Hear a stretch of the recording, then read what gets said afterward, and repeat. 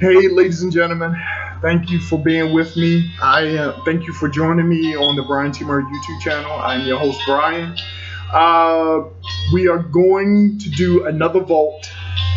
We are going to tell you. I'm going to tell you a story, and the name of this story is called Back Spasms. Back Spasms. This is about the first and last time I have ever had back spasms. So this is going to be in the vault. So um, it was September 27th, 2020 and 2020. September 27th, 2020. I got up early as I did on Sunday mornings. If I had to do some work for work, I'll log in and then I would log out like maybe around 11:30 noon. So it'll give me plenty of time to get down to the Regal Beagle to watch NFL games all day on all their monitors. So a tradition I was so excited about, whatever, blah blah blah. So this particular Sunday, I'm doing some work, and leading up to it, I was feeling discomfort in my back. I had tremendous weight gain. I think summer of 2020, I may have gotten up to as big as 320 pounds. 320 pounds. I mean, it was laborsome to move around my small apartment. So when I gained all that weight, I was just off. I was off physically. I mean, I didn't understand why my shoes were hurting. I never heard anybody say it out loud until when Ryan Clark went to the LSU Combine back in the spring to evaluate potential LSU draftees. So he was like, "Man, why does my toes hurt?" Your toes hurt is because some of the weight you gained went into your feet. And your shoes, which you have not worn in about a year, you're starting to wear those, and now your feet is cramped up. For me, I had 2 cracked toenails. That's how much weight I gained. I had 2 cracked toenails, and I was getting something that's called black toe. Now, a lot of runners know this. When runners run, and your toenails is always banging up inside your shoes, it'll cause your toenails to bleed, and not just blood, it'll just turn black, which it's really blood but under the toenail. Since 2020, I got very familiar with it. So I'm just off. So here it is, September 2020. COVID went mainstream March of 2020. So 6 months of being inside, I was sitting on a very uncomfortable chair, dinette chair, that's right here actually, and with all this weight gain, zero movement. So when COVID started, the majority of us, especially me, is in this bomb shelter mentality. Like, yo, there ain't nothing to do but eat. And eating was, at the time, the only relief I had, because we were super busy with work. So, here it is, September 27th, 2020. And I was like, okay, let me get ready to start take a shower and put on some clothes so I can head down to the Regal Beagle. Okay.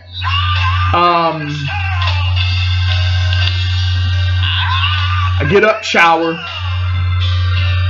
Then I still had some time. I wanted to finish up an application before I left. I showered and I sat down.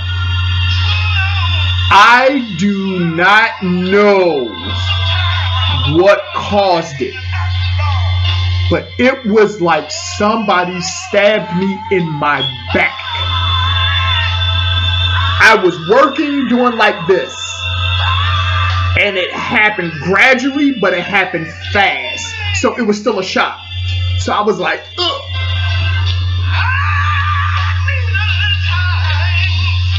So I'm frozen because I don't know what's happening. I don't know what to do. I don't know what's going on.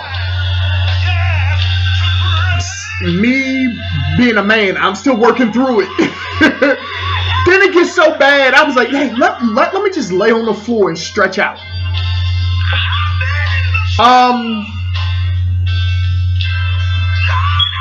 I was like, maybe that's not a good idea, because if I get on this floor, I may not get up.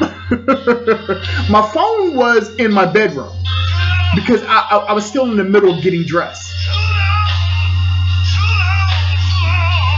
So I'm laying on the floor, and I'm laying on the floor for a very long time. Like, I think I need a doctor.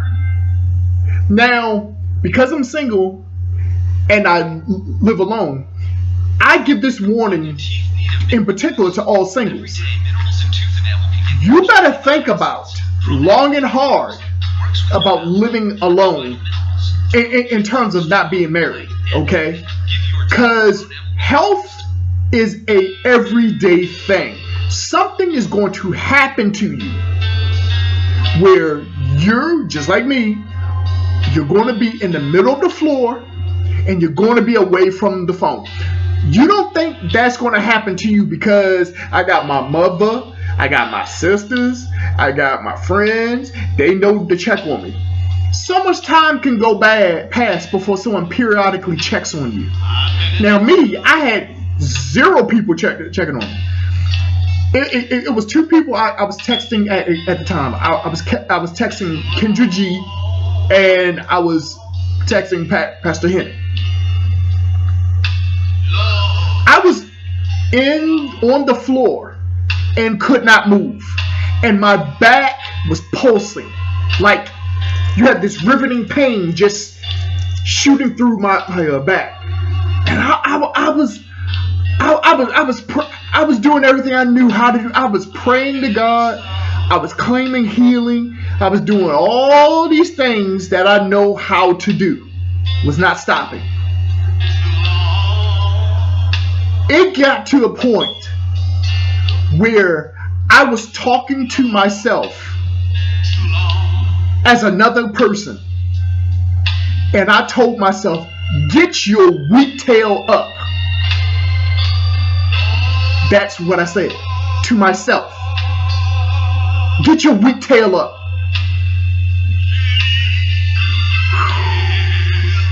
Yes, Lord.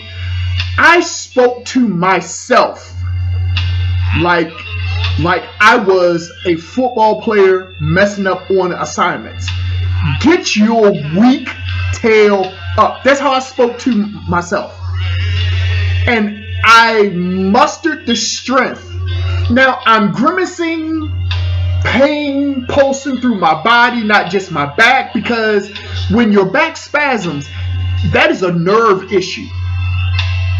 If you ever had a toothache where it had to deal with your nerve, I remember one time, sidebar, I bit down on a nerve in my tooth where the nerve was bare. Let me tell you, that happened 21 years ago.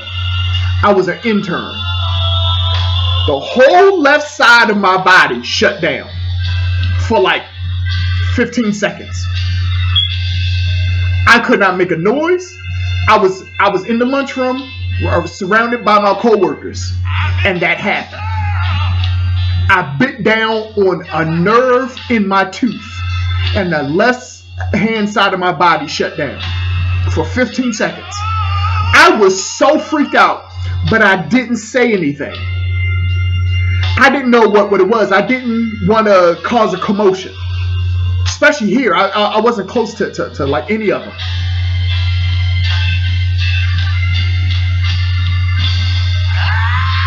Back to my back. I finally get up. I don't know how long I was on the floor. It was clearly about an hour. Clearly about an hour of being not helpless, not being able to move. So I will myself, by the grace of God, to get up. This is actually a year for me going through that. I stood up.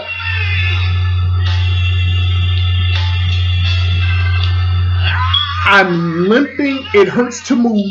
It hurts to stand up. It hurts to blink. Everything in my body hurts. I limp to the bathroom and I try to straighten myself out. And I'm looking myself in the mirror and I was so scared because I did not. What freaked me out, the pain was real, but what freaked me out was I did not know what was going on. For a moment, I thought I was going to die because I didn't know what it was. When your body, all of a sudden, 10 minutes before that happened, I was in the shower, showering with no problem. Then your body shuts down. You don't know what's going on. And you never had that problem before, like that. Now, my back has hurt for years, for like 20 years, off and on, but not like that.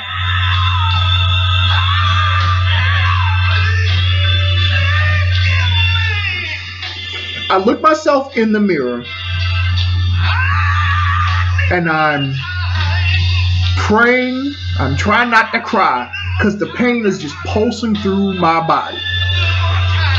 The next thing is I have to go in my bedroom. I have to lay down. If I lay down for a few more minutes, this will subside.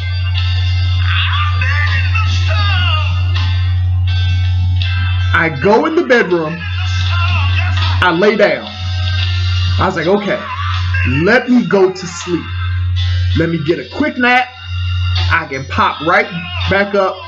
I can go to the Regal Beagle and resume my day. When I fell on the floor, I went to the floor. My document for work was still open. My computer was still on. I had applications from my job. All that was still open. I went in the bedroom. I was like, let me take a nap. Sleep is a good healer. God is the ultimate healer, but God gives us sleep to help heal our body. Let me take a nap. I fell asleep, still in pain. So you wonder, how can you sleep with pain? Apparently, millions of people do it all the time. So I'm laying there, and I wake up, and that pain is still there. Now I can't move at all. I reach over, and I think about calling the ambulance. Then I realize I cannot call the ambulance. Because living in the neighborhood I live in, if they see me get carted out, you just don't want that. You just don't want that. So I text Kendra G. I text Pastor Hedden. And this is how bad it is. I text my sister and brother on our group text. Pastor Hedden was like, "Oh, for real?" That's how you know you are talking to a man. Oh, for real?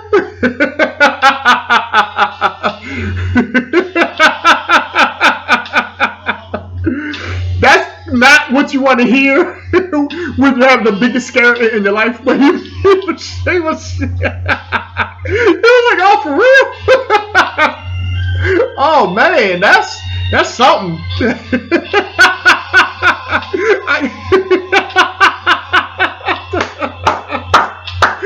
Oh my goodness, that is not what you want to hear. But that is That's what it's like to have guy friends. I mean, cut and dry. I text Kendra G, and she was like, "Tell me what's happening. Explain to me what is happening." She's not trying to get involved for a variety of reasons. So she's having me explain to her what is happening. I forget exactly what she said, but when I found out what it was, it was in the ballpark of what she said it was, the way I explained it to her. She said, "You need to go to the emergency room." And I was like, I think that's what needs to happen too. Because I've been here, it's like 2 o'clock, 2:30. The 1 o'clock games have already started. And it's becoming very real to me that I won't be watching no games because this pain has not stopped. I text Pastor Henry back. I was like, "Yo, I'm really going to have to go to the hospital." I text Kendra G. I tell her, this is too much. This is too much. I need to go. She said, go. I text my siblings. They're like, "Oh wow, we are praying for you, whatever." Here's the realization. I don't care who you text. You are still a single, living by yourself, and you are in a crisis. But here's the most important thing. You are by yourself. You are by yourself. When we think of marriage, we always think of it as a romance component, as a love component. Marriage is basic pair bonding. Marriage is basic pair bonding. You need somebody who is going to be with you in sickness and in health. We see everything from a Disney perspective. Who is my prince? Who is my queen? I want to marry a Beyonce. I want to do. Look, when I was in college and I was later diagnosed with double pneumonia, my girlfriend at the time, we had the biggest argument. We did not speak for 3 days. But when I needed her, she was there. When I needed her, she was there. I don't know what she was doing, but she dropped everything she needed that she was doing to come see about me. This is why pair bonding is so important. Because you don't think nothing is going to happen until it does. And let me tell you, in my 40s, who had a number of surgeries. I've been in decent health my entire life, but I've had a number of surgeries. Life happens. That's what I want you to know. Life happens. And you cannot control everything that life throws your way. Here we are, 20 years later, there is no girlfriend. There is no wife. I am suffering in pain and in silence. I tried to go on a health website and try to find out what is happening. Because, again, I was thinking I was dying. That's just how much that nerve pain was. See, it was back spasm, but the nerves were shooting all over my body, so everything hurt. Everything hurt.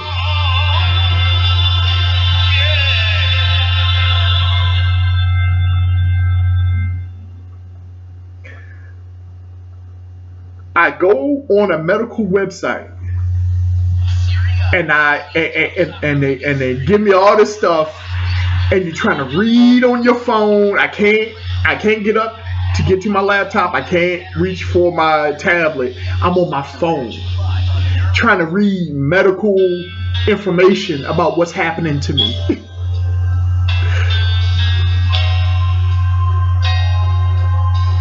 one of the web pages I went to said, if you are experiencing such and such and such, go to the emergency room. I was like, that's it. That's it. Before, I was just thinking about it. I'm processing it. But when the website said you need to, I didn't know what hospital to go to. I called someone. I got someone on the phone on a Sunday.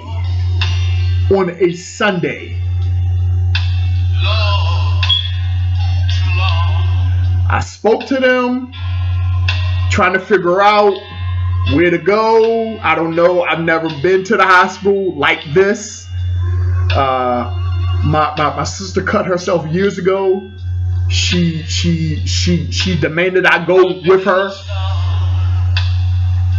That was nothing compared to this. That was a nasty cut. You ain't died. I was feeling like I was dying. So I had on my boxers. I had on the t-shirt I was going to wear. I put on my black jeans and I put on a black hoodie because it is late September. If and when it gets chilly later, I didn't want to be cold.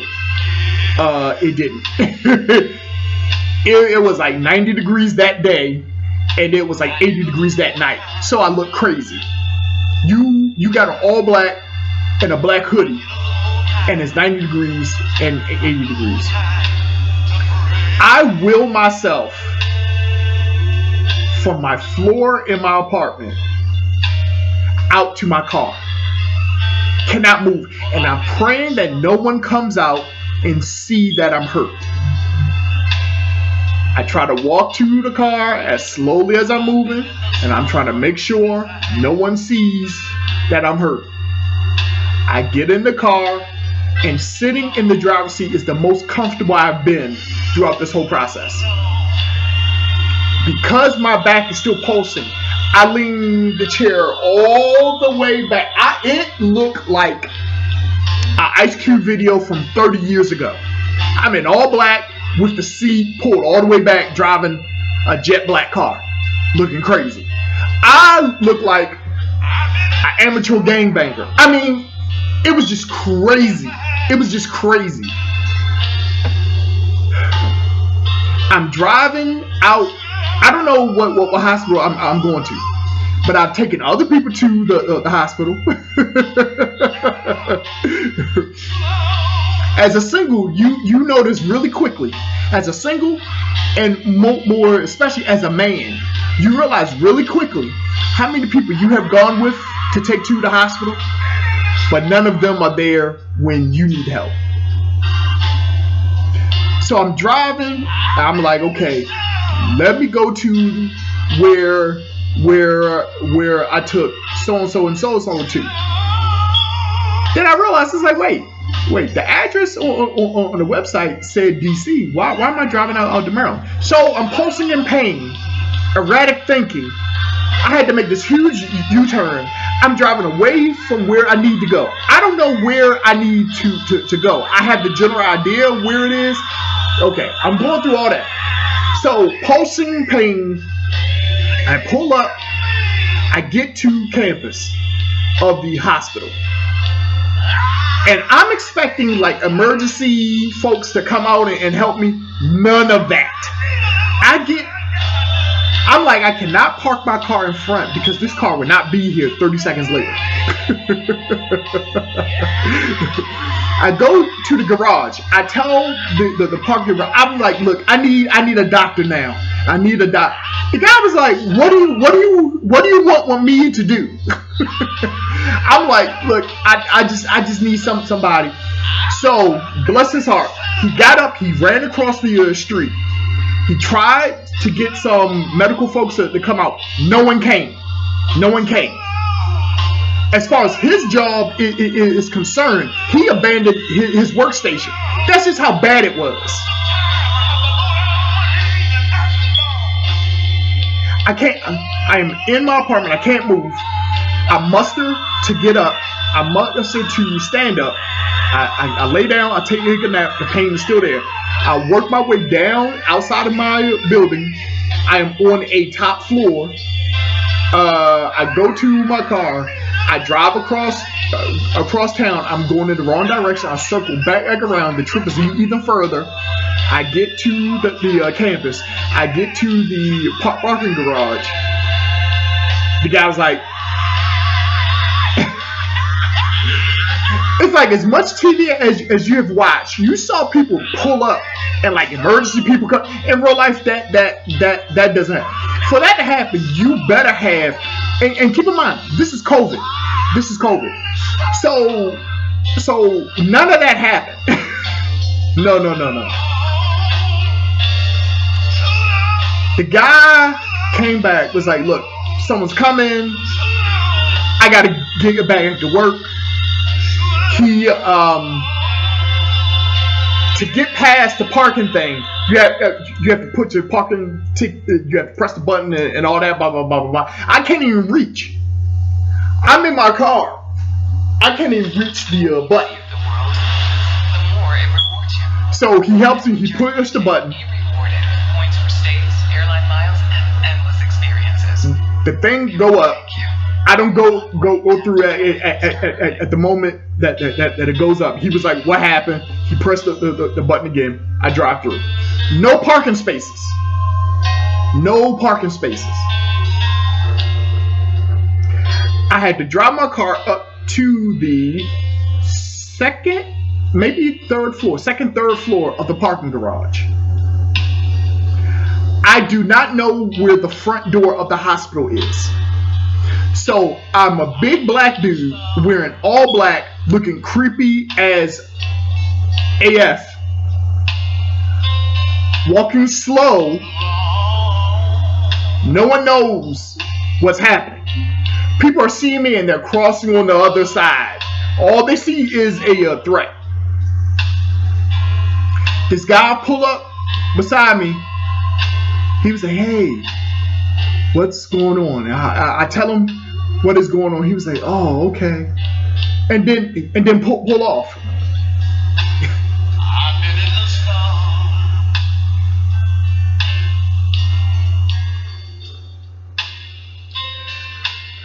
Across the street, I get to the hospital. The first nurses and stuff is getting off from work and they're crossing the because they see me, because they see a big black guy wearing all black, creepy. Okay. I get into the hospital and I tell the security guard, I need to see a doctor ASAP. Oh, okay, yeah. Walk down this door, walk down this long corridor, can't move. I'm limping towards where the check-in desk is. After getting halfway down, this black nurse sees me. She was like, "Sir, do you need help?" And I lash out at her. I do. Because it was like a huge inconvenience to her. To anybody. If I was white, if I was a woman, that would have been a different outcome. If I was white, if I was a woman, that would have been a different outcome. When I lashed out to her, she was like, oh, all right, whatever, okay, I will get a wheelchair. Get a wheelchair. She puts me in the wheelchair. She rolls me down the hall. I thank her after just chewing her out 3 minutes prior. And I get to the check-in, and I'm expecting to see a doctor ASAP. They was like, "Oh, no. What you're about to do is take this number and wait." I'm in the emergency room for about 3 hours. 3 hours. 3 hours. I text my supervisor. I was like, "Look, man, this is what was going on, and it's not looking good. She was like, okay, wow, I will keep you in prayer, keep me posted. Okay. I'm in the waiting room. They tell us to sit a chair apart.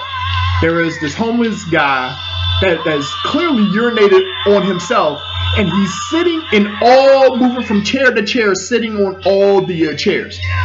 You can sense the sickness in the air, and that's not even counting COVID. While pulsing pain, I'm sitting in this wheelchair like this for about 3 hours. I can't do anything.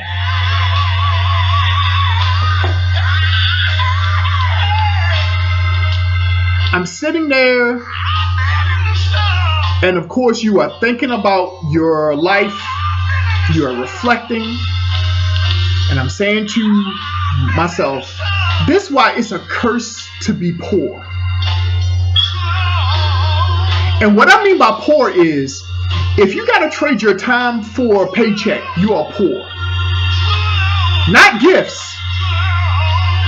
When you gotta trade your time for a paycheck, you are poor. Because as soon as you stop trading your time, no check. Where other folks, the upper middle class and the middle class can exchange their gifts and talents for a paycheck.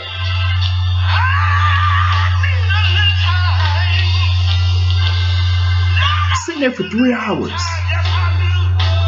I already knew poverty was a curse, but that just took it to the next level.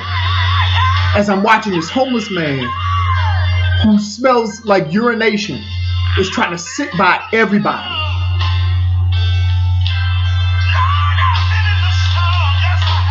And you see nurses and doctors walking by thinking someone's going to... No. None of that. Woman nurse comes out.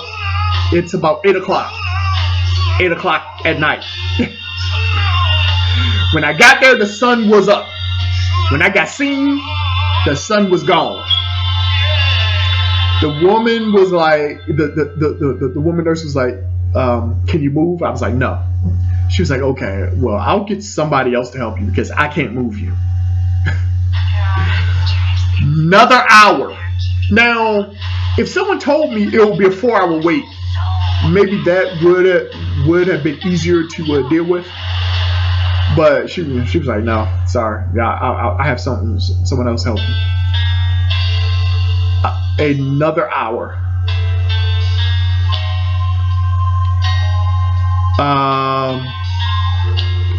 Guy nurse comes out. Guy doctor. Sorry. Doctors came out. The black woman was a doctor. Then a Middle Eastern. No. A brown skinned doctor came out. About 5'7", 5'8", 170 pounds. He was like, sir, can you move? I was like, no. He was like, okay, I will push you. He's pushing me. I'm almost twice his size, and he's pushing me. He takes me into the emergency room, and it looked like a MASH unit. When you see what they're dealing with, see, when you're in the waiting room, you're only concerned about you. When you go into that emergency room and you see the full-out chaos of all that is happening, then you get very empathetic. You had a gentleman who was clearly in police custody in handcuffs that still needed to be seen by a doctor. So you're sitting there. The bill people find you real quick. Hey, we just want to verify your name and address and all this other stuff. Okay, found me quick. All of that is happening. He tells you what to do. He went, okay. I waited 4 hours to be seen by a doctor, and he's seen me for at the most about 45 minutes. 45 minutes. When you're poor, you're not waiting that long. I'm sorry. When you're poor, you're waiting for 4+ hours. When you're affluent, no. Number one, you already have your own doctor. She or he can come to you, or she or he can meet you at the hospital.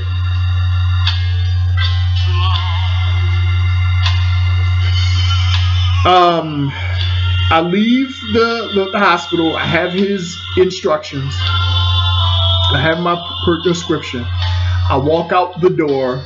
I don't know where I am on the campus. Keep in mind, the pain is still pulsing. They gave me something to kind of dim it down, but like the real medicine was at the pharmacist. Oh, they didn't want to give me too much because I was by myself. I was the only one driving, so they gave me a little bit, so like I won't crash driving home. I walk out the wrong door because I don't know where I am. I'm pulsing. Now, again, I am this big black, creepy black dude wearing all black, walking at night around the backside of the hospital trying to find my car. Get to the garage. I get to the second, third floor. I get the car. I drive to the pharmacist. I get some food. It was my first time eating all day. Just you think about how you took care of other people, and your mind just walks you through that. Your mind just walks you through that. And you are faced with your mortality rate. It's like something like this will happen again. Mathematically. As I keep living, life is going to happen. Something like this is going to happen again. Number one, it's a blessing because I know I have the fortitude to get through it. I have the Lord with me, and His grace is always with me. But chances are I'm still going to be alone. So, when and if this happens again, it doesn't have to be this. Just be prepared for it. You know you went through this, and you dealt with it, and you handled it. But just know it's going to happen again. I get some food. I get my prescription. The doctor, now getting to the prescription, the pharmacy, 11 o'clock at night, asking for heavy drugs. He needed to see all kinds of identification.